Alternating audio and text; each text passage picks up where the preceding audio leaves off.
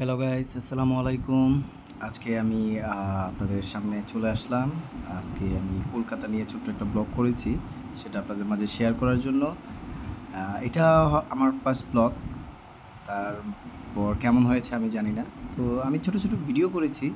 Like আমার ধারণা ছিল না যে আমি ব্লগ করব। আমি প্রথমে বেনাপোল এক্সপ্রেসে রওনা দিয়েছি হচ্ছে দর্শনার উদ্দেশ্যে। দর্শনা থেকে আমি গেদে বর্ডার হয়ে কলকাতাতে যাব। এখন আমি গেদে বর্ডার ক্রস করে গেদে রেলওয়ে স্টেশনে আছি। এখান থেকে হচ্ছে আমি ইনশাল্লাহ চলে যাব হচ্ছে লোকালে করে আসলে কলকাতার লোকালগুলো হচ্ছে খুবই ভালো। ইলেকট্রিক ট্রেন লোকাল, এই যে আমার লোকাল ট্রেন দাঁড়িয়ে আছে, সেখান থেকে আমি উঠে যাব। লোকালের যাত্রা এক্সপিরিয়েন্স করব আর কি। আমি যতটুকু জানি গেদে থেকে হচ্ছে আমার দমদম স্টেশন পর্যন্ত যেতে অলমোস্ট 27টা স্টেশন পড়বে। প্রতি 4 মিনিট 5 মিনিট পর পর একটা স্টেশন পড়ে। So local journey. এটা হচ্ছে নদিয়া জেলা পড়েছে, কলকাতার নদিয়া জেলা হচ্ছে নদিয়া জেলার কিছু ছোট ছোট গ্রাম এগুলো।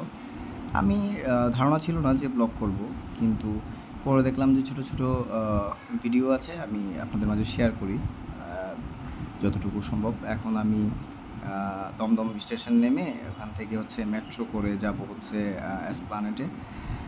এসপ্লানেড মানে হচ্ছে ধর্মতলা নিউ মার্কেট এরিয়া। সেখান থেকে আমি ছিলাম, সেখান থেকে তারপর আমি বের হয়ে গেলাম ট্যাক্সি করে বের হয়ে হাওড়া ঘোরাঘুরি করে। হাওড়াতে আর নামিনি আমি, হাওড়াতে আমি ট্যাক্সি করেই ঘোরাঘুরি করে চলে গেলাম হচ্ছে ভিক্টোরিয়াতে। কারণ হচ্ছে আমি যখন ছিলাম সেটা হচ্ছে গত মাসের 30 তারিখ। তো প্রচণ্ড গরম ছিল কলকাতাতে, এই জন্য আর আমি তেমন একটা করিনি, আউটসাইডে বেশি একটা বের হয়ে হাঁটাহাঁটি বা ঘোরাঘুরি করিনি। এখন আমি চলে এসেছি ভিক্টোরিয়াতে। আসলে ভিক্টোরিয়াটা অনেক সুন্দর। ভিক্টোরিয়া আউটসাইড ইনসাইড দুইটাই অনেক সুন্দর। এখানে ঘোরার মতো একটা সুন্দর একটা জায়গা। অনেক মানুষ আছে, ম্যাক্সিমামই আমি দেখেছি বাংলাদেশিরা, যারা হচ্ছে বাংলাদেশ থেকে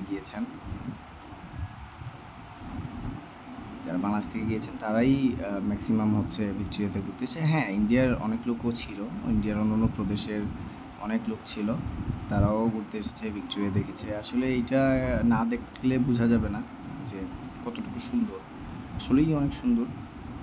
যাই হোক, ভিক্টোরিয়া ঘোরাঘুরি শেষ করে আমি এর মাঝে বলে রাখি, আমি অনেক ঘুরেছি, বাট ওইরকম ভিডিও করা হয় নাই বা ছবি তোলা হয় নাই, এজন্য আমি দিতে পারিনি। আমি ভিক্টোরিয়া ভিক্টোরিয়া থেকে বের হয়ে আমি চলে গেলাম হচ্ছে লোকাল বাসে করে আমি গিয়েছিলাম আমার হোটেলে। তারপর হচ্ছে আমার সৌহার্দ্য বাস, যেটা দিয়ে আমি কলকাতা থেকে বাংলাদেশে ব্যাক করেছি। এটা ছিল হচ্ছে 2 তারিখ সকালবেলা। আমি চলে এসেছি সৌহার্দ্য। এই বাস সার্ভিস খুব ভালো। এটার জন্য আলাদা ভিআইপি লাইন থাকে ইমিগ্রেশনে বেনাপোলে। সো আমি সাজেস্ট করব গ্রিন লাইনের সৌহার্দ্য পরিবহন সবাই চাইলে ইউজ করতে পারেন। তাদের যাত্রী সেবা খুবই ভালো, সন্তোষজনক। এখন আমরা চলে এসেছি বাংলাদেশে। ইমিগ্রেশন বাংলাদেশে শেষ করেছি আমাদের স্বপ্নের পদ্মা সেতু। সেই পদ্মা সেতুর উপর দিয়ে আমরা যাচ্ছি। পদ্মা সেতুটা আসলেই দেখতে অনেক সুন্দর। এইটাও আমার একটা এক্সপিরিয়েন্স, এই যে পদ্মা সেতুর উপর দিয়ে আমি চলে আসছি। আমরা বেনাপোল হয়ে, গোপালগঞ্জ হয়ে, আমরা ভাঙা হয়ে, তারপর হচ্ছে আমরা পদ্মা সেতুতে চলে আসছি। আমি যখন পদ্মা সেতুর উপর দিয়ে যাই, আমি এর আগেও চায়না গিয়েছিলাম। আমার পড়াশোনার পারপাসে আমি চায়নাতেও ছিলাম, বাট আমি দেখেছি। বাট পদ্মা সেতুটা আসলেই অপরূপ সৌন্দর্য। আমাদের বাংলাদেশ যে এত সুন্দর, এইটাতে না গেলে আসলে বোঝা যায় না যে আমাদের দেশটা আসলে কত সুন্দর। তো যাই হোক, আলহামদুলিল্লাহ সেফলি ঢাকাতে আমি পৌঁছাতে পেরেছি। ঢাকাতে পৌঁছাতে আমার বেলা 4:30 বেজে গেছে। আরামবাগে তারা আমাকে নামিয়ে দিয়েছে। তো সব কিছু মিলিয়ে ভালো, আলহামদুলিল্লাহ। আমি চিন্তা করেছি যদি ফার্দার আবার কোথাও আমি বের হই, প্রথম থেকেই আমি ইন্টেনশন নিয়ে বের হব যে আমি আসলে ব্লগ করব। এইটাতে আমার কোনো ব্লগ করার ইচ্ছে ছিল না, বা তেমন কোনো ইন্টেনশন ছিলও না। সো হঠাৎ করে মনে হলো কেন জানি ছোটো ছোটো ভিডিও আছে, আমি দেখি একটা ব্লগ করে কেমন দেখা যায় বা কেমন হয়, আপনাদের রেসপন্স কেমন আছে।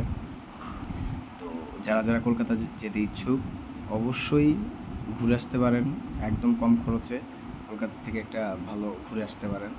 আর ইন্ডিয়ান ভিসা কীভাবে নিয়েছি, কীভাবে ভিসা পাওয়া যায়, এগুলা নিয়ে যদি সুযোগ সময় থাকে আমি ফার্দার একটা ভিডিও করব।